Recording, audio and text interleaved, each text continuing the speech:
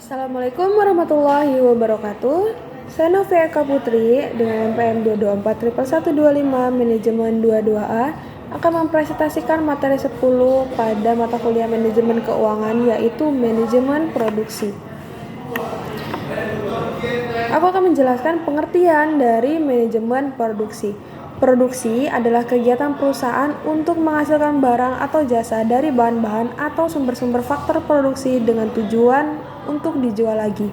Ada beberapa proses produksi menurut pembagian yang macam-macam digolongkan menjadi 4 golongan, yaitu sifat produk, kedua tipe proses produksi, ketiga berdasarkan manfaat yang diciptakan, dan yang keempat teknik atau sifat proses produksi. Sifat produksi. Hal ini biasanya dibedakan apakah produk yang akan diproduksi mencerminkan sifat khusus dari konsumsi pembeli ataukah produk hanya akan diproduksi merupakan produk standar yang didasarkan pada keputusan perusahaan.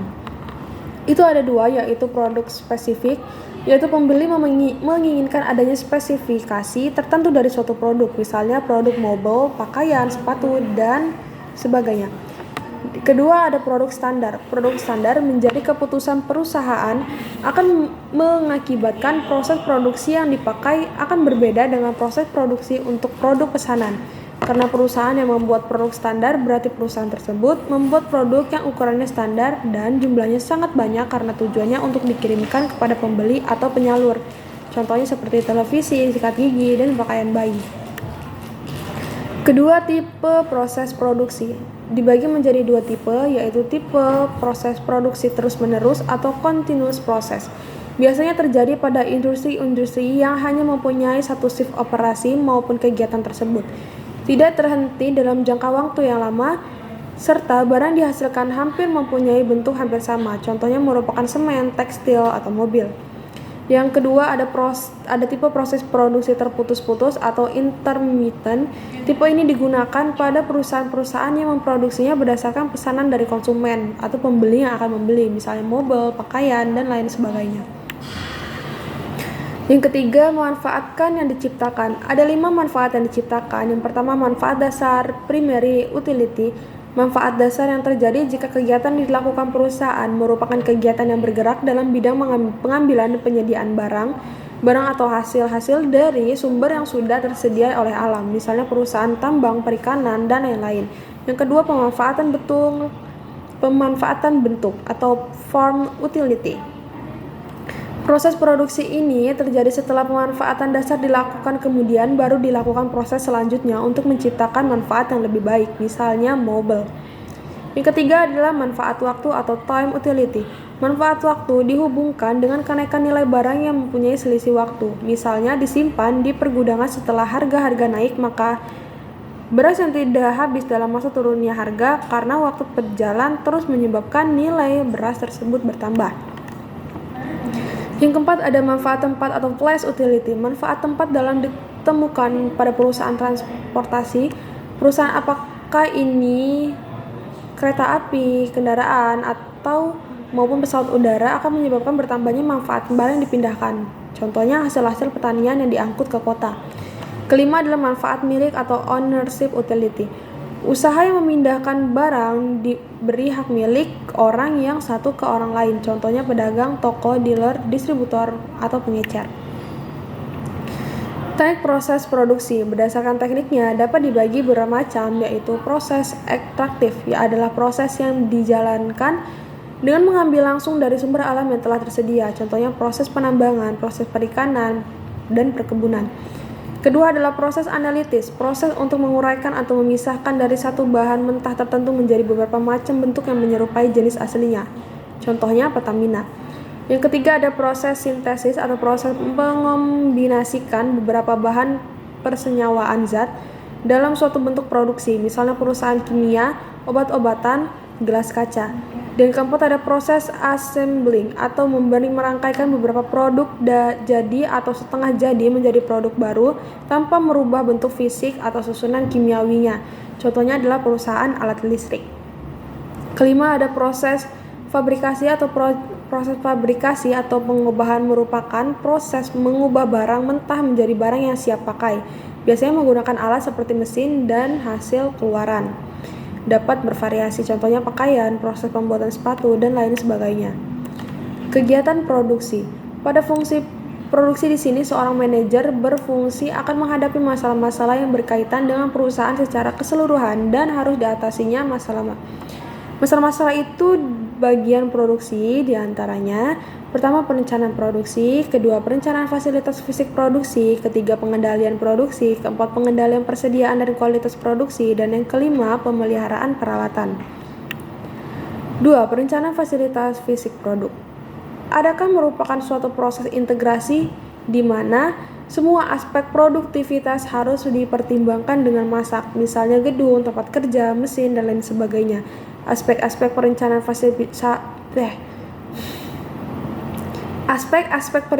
fasilitas fisik perusahaan terdiri dari penentuan lokasi perusahaan, bangunan, perencanaan tata letak fasilitas produk, perencanaan lingkungan kerja.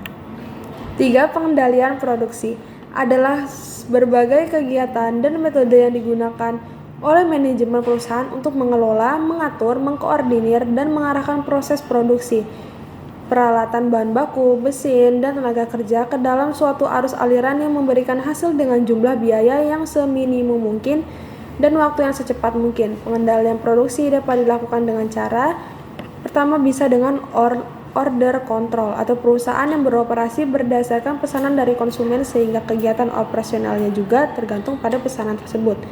Dan yang kedua ada flow control, perusahaan yang beroperasi untuk menghasilkan produk standar sehingga sebagian produk merupakan produk untuk persediaan dalam jumlah besar. Keempat adalah pengendalian persediaan dan kualitas. Pengendalian persediaan bahan baku. Dengan adanya pengendalian bahan baku, perusahaan akan berusaha untuk menyediakan bahan baku yang diperlukan dalam proses produksi sedemikian rupa agar berjalan dengan lancar tanpa terjadi kekurangan atau kelebihan persediaan.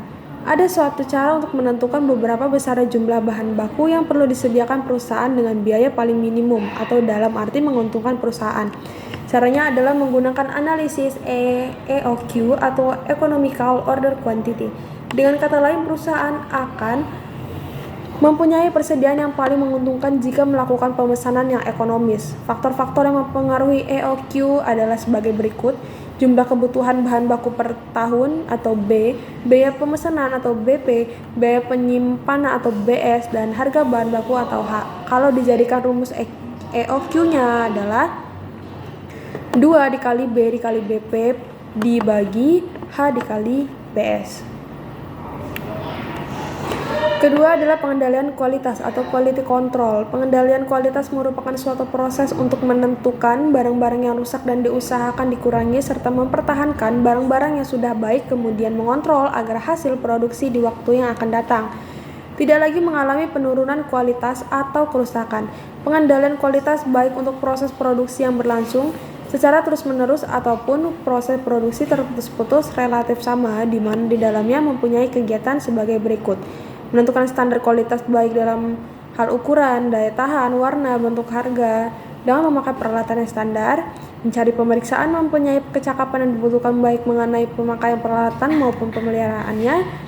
Dan tujuan pengendalian kualitas adalah untuk meminimumkan biaya proses produksi sehingga dananya dapat dimanfaatkan untuk kegiatan yang lebih produktif. Kelima, pengendalian biaya dan pemeliharaan. Pengendalian biaya produksi dilakukan untuk mengetahui berapa besarnya volume penjualan yang menghasilkan keuntungan, kerugian, atau hanya cukup untuk menutup biaya total yang telah dikeluarkan perusahaan.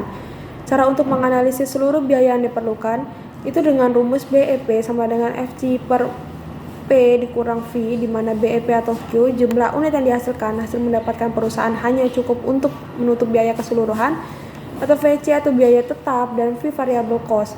Biaya tetap adalah biaya yang besar kecilnya tidak terpengaruh oleh jumlah barang yang diproduksi. Dana dapat berubah persatuan dengan batas range tertentu.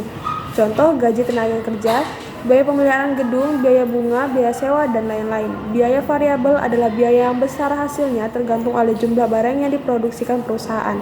Secara keseluruhan jumlah totalnya, tetapi persatuan unitnya tetap. Contoh, biaya bahan baku, biaya bahan penolong, dan lain sebagainya.